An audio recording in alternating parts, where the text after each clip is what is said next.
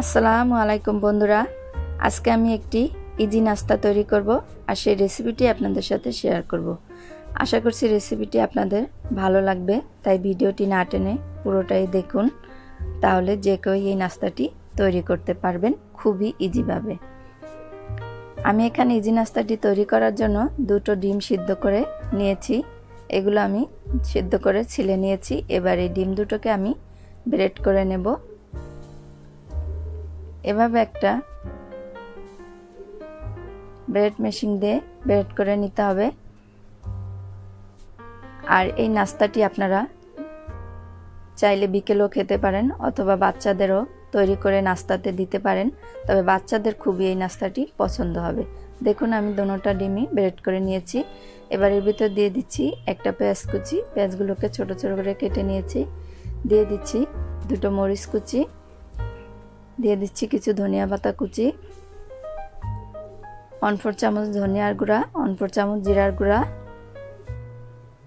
সামান্য একটু লাল মরিচ গুঁড়ো, 1/4 চামচ আদা বাটা, 1/4 চামচ রসুন বাটা, পরিমাণ মতো লবণ, আর দিয়ে দিচ্ছি 1 থেকে 1.5 টেবিল চামচ পরিমাণ ময়দা। এবার এগুলো দিয়ে ভালো করে মিক্স করে নেব। এভাবে ভালো করে মিক্স করে একটা ডো তৈরি করে নিলাম। এবার ছোট ছোট করে গোল গোল করে আমি বল আকারে তৈরি করে নেব। দেখুন এভাবে দুই হাতের তালু দিয়ে ঘুরিয়ে ছোট ছোট করে সবগুলোকে আমি এরকম গোলাকার করে তৈরি করে নেব।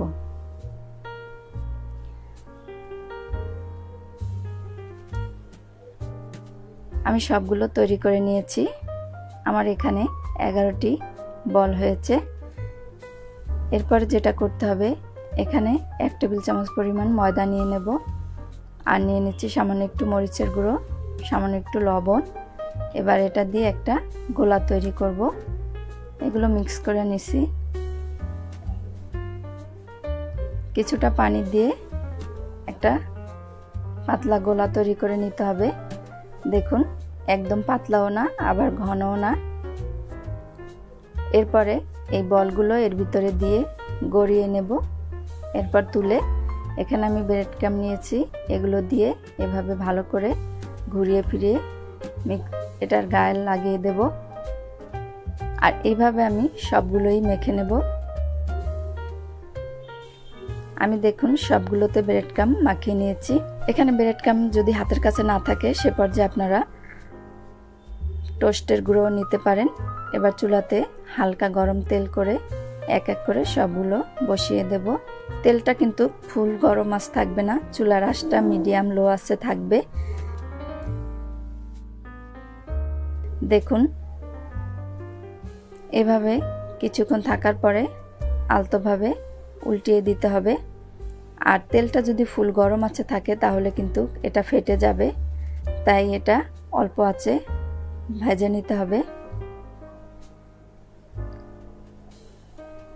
এভাবে কিছুক্ষণ পর পর 4-5টি উল্টান দিয়ে এগুলো নামিয়ে নিতে হবে। এগুলো হয়ে গেছে, আমি তুলে নিলাম। আর আশা করছি আজকের এই রেসিপিটি আপনাদের ভালো লেগেছে। অবশ্যই বাচ্চাদের ভালো লাগবে, তাই অবশ্যই বাচ্চাদের জন্য নাস্তাটি আজকে রেডি করে দিলাম। বাসায় তৈরি করুন আর আমাকে কমেন্ট করে জানান। আজকের মতো এখানে বিদায় নিচ্ছি। আসসালামু আলাইকুম।